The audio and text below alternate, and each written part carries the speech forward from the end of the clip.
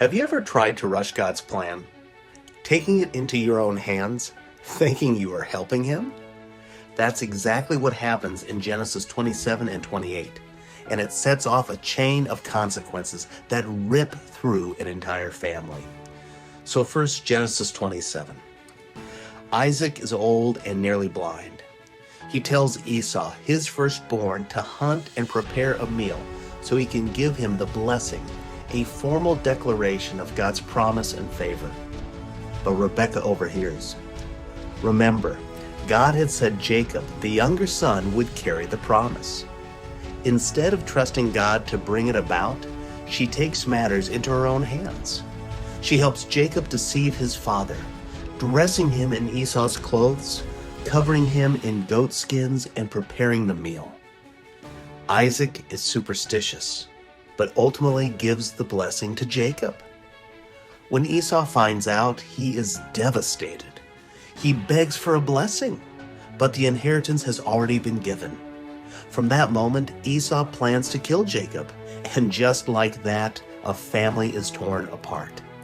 And then we get to Genesis 28. Jacob is sent away to avoid Esau's anger and to find a wife among their people. He leaves with nothing, no wealth, no security, and a broken relationship behind him. But on his journey, Jacob stops to sleep, and God meets him in a dream. He sees a stairway reaching to heaven, with angels going up and down. And God says, "I am the Lord. I am with you and will watch over you wherever you go." Jacob wakes up in awe and says, "Surely the Lord is in this place. This is the gate of heaven." He sets up a stone as a pillar and calls the place Bethel, meaning house of God. So what? What does this have to do with us? First, God's plans don't need our schemes.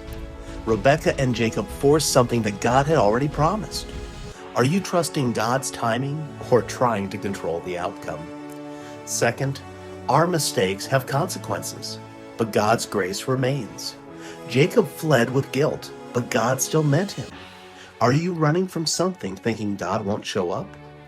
And third, God meets us in the wilderness. Jacob was alone and afraid, but that's exactly where God revealed His presence. Do you believe He's with you, even in your in-between places?